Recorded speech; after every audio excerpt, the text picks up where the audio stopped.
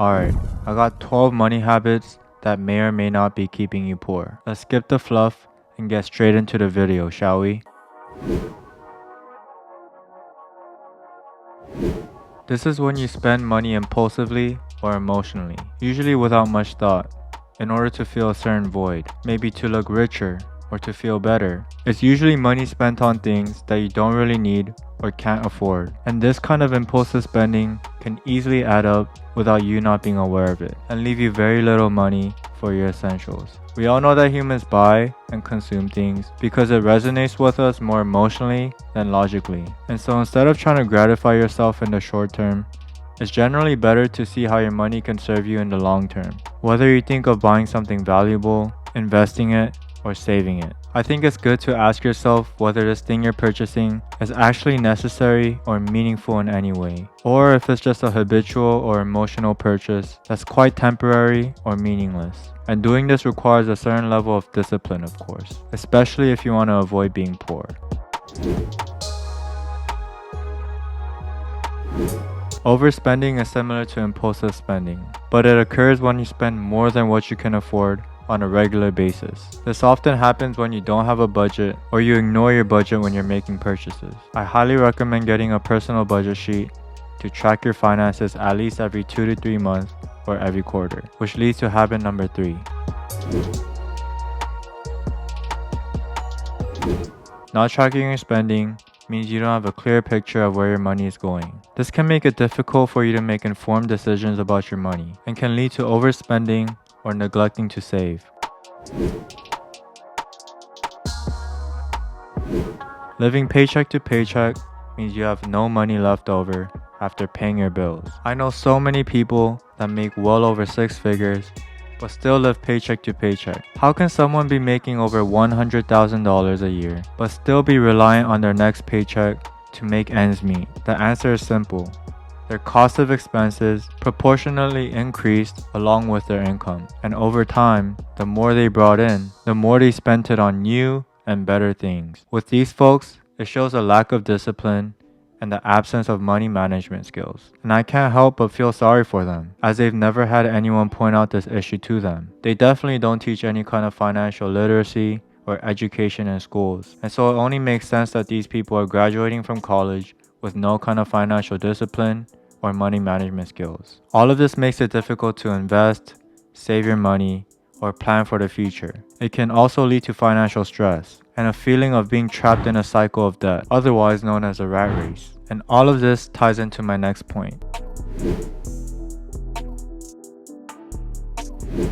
Failing to save for emergencies is a poor money habit because unexpected expenses can come up at any time, such as car repairs, natural disasters, medical bills, or a job loss. Without an emergency fund, you may have to rely on a credit card or a loan to cover these expenses, which can lead to debt, leading to my 6th money habit that's keeping you poor.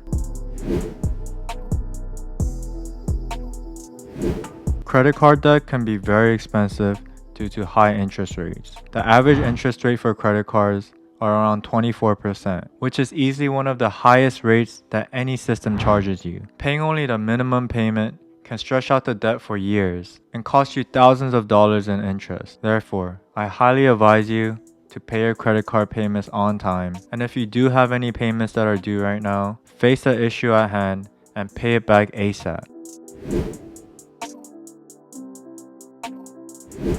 Ignoring bills and debt can lead to late fees, interest charges, and damage to your credit score. This can make it difficult to access credit in the future or get approved for loans. You definitely don't want to be like this guy and have your friends saying damn in a unison.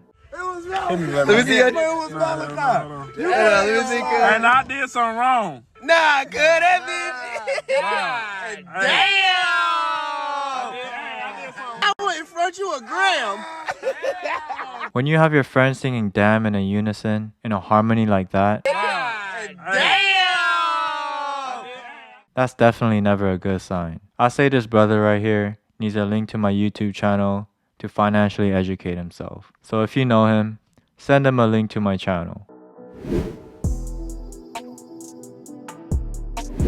The habit of complacency keeps you lazy and content with the current state you're in, and the pursuit of any more education or experience. It has you avoiding proactive measures of managing your money, such as budgeting or tracking your finances. Seeking discomfort is a catchphrase that made this YouTube extremely successful, as it resonated with a lot of people, and I suggest that you do the same. Learning how to invest or manage your money isn't the easiest or funnest thing to do, but it's a skill that's absolutely necessary in keeping you from staying poor or living paycheck to paycheck, which I definitely don't want any of my viewers to be doing.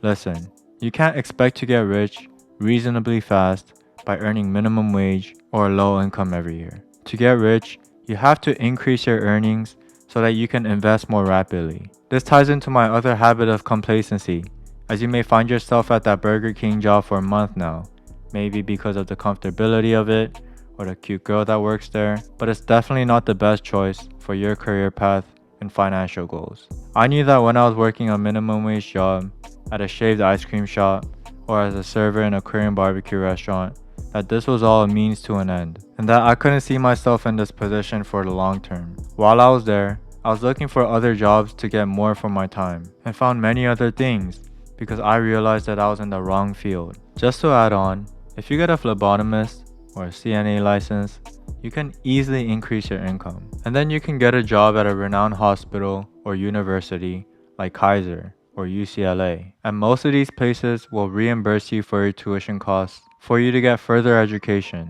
And maybe you can level up your income to be a licensed vocational nurse or LVN, or go through the schooling to be an RN or registered nurse. Once you're an RN and you secure your license, there's hundreds of specialties that you can get into and further education as well.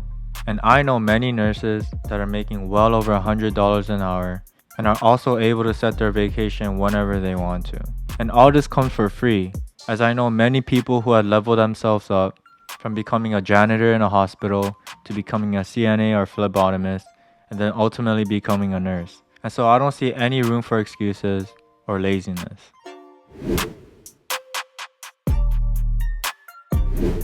Not setting financial goals can make it difficult to progress toward your desired financial future.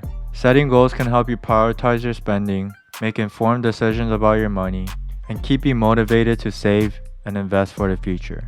They can be short-term, mid-term, and long-term.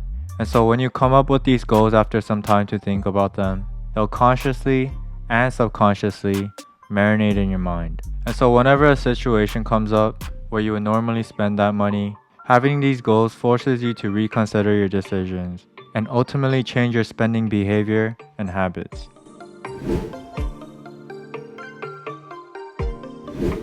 Retirement may seem like a long way off for some of you, while it may be in a few years or so for the others of you. The earlier you start investing and saving for retirement, the more time your money has to grow and compound.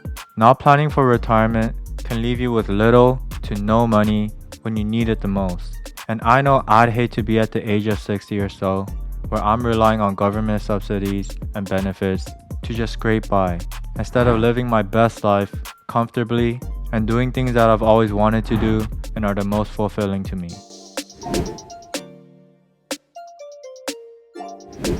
Being in the wrong crowd can have a negative impact not only on your financial, but your life habits as well, for several reasons. And I'll be tying some of the habits that I've mentioned earlier, all in this final point. Firstly, the people we surround ourselves with have a significant influence on our behaviors and attitudes. If you spend time with people with poor financial habits, such as overspending or living paycheck to paycheck, it can be easy to adopt those same habits. Additionally, the wrong crowd may not prioritize financial responsibility or may even encourage negative financial behavior. For example, they may pressure you in participating in expensive activities or to buy things you can't afford. This can all lead to overspending, debt, and a lack of financial stability. Furthermore, being with the wrong crowd can also affect your career and professional development. If your friends or acquaintances don't prioritize education or career advancement, they may discourage you from pursuing those goals as well. This can lead to missed opportunities for career growth and earning potential, ultimately affecting your financial stability. In some cases, being with the wrong crowd can also lead to legal issues and financial trouble. If the people you associate with engage in illegal activities such as theft or fraud. You could also be implicated or associated with those crimes. This can result in fines, legal fees, and even criminal charges, all of which can lead to significant financial consequences. All in all, being with the wrong crowd can have a huge impact on you negatively.